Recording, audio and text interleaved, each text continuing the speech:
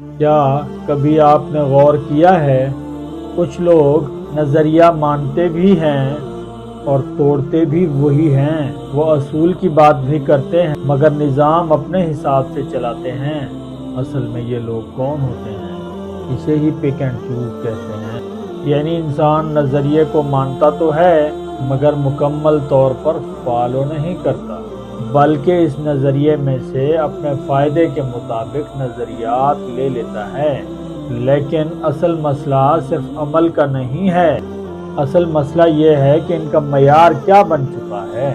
ان کے معیار کی سب سے پہلی اور بنیادی کمزوری یہ ہے کہ ان کی خواہشیں بہت لمبی ہوتی ہیں اور جذبات فوری رد عمل والے ہوتے ہیں۔ یہ مشکل یا آسان نہیں دیکھتے، یہ دیکھتے ہیں کہ ہم کسی سے کم نہ رہ جائیں بلکہ سب سے اوپر ہوں، کیونکہ حقیقت یہ ہے کہ یہ خود گراؤنڈ پر کام نہیں کر رہے ہو اور اسی جگہ ناسمجھ نفس پرستی آ جاتی ہے۔ اصول نہیں، جذبات۔ یعنی یہ سمجھ تو سب رہے ہوتے ہیں مگر خواہشوں اور جذبات کو روک نہیں پاتے۔ دوسری کمزوری اور بھی زیادہ خطرناک ہے۔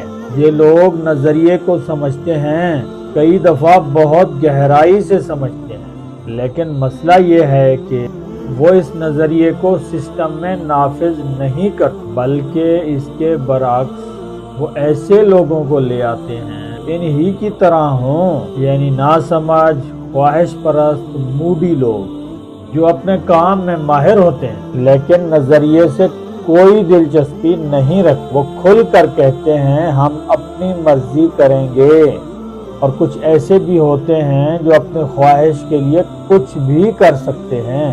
آہستہ آہستہ یہ پورا سسٹم ہی ایسے لوگوں سے بھر دیتے ہیں، یعنی علم موجود ہوتا ہے مگر سسٹم خواہش پر چل رہا ہوتا ہے۔ تیسری کمزوری سب سے ڈینجرس ہے۔ یہ لوگ ذمہ داری لیتے ہیں مگر اپنے فائدے کے لیے، یعنی نظام اس طرح بناتے ہیں ان کا کام بھی چلتا رہے اور فائدہ بھی انہی کو زیادہ ہو۔ مثال کے طور پر جتنا حق بنتا ہے اتنا دیا نہیں جاتا، کم دے کر وعدوں بہانوں سے چلایا جاتا ہے اور اصل فائدہ اپنے پاس رکھا جاتا ہے، کیونکہ اصل مسئلہ یہ ہے کہ انہیں دوسرے کے حق کی پرواہ ہی نہیں ہوتی۔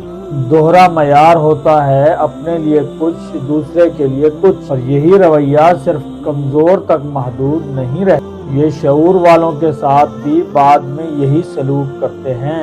اصل میں مسئلہ واضح ہے، نظریہ تو واضح ہے لیکن اس پر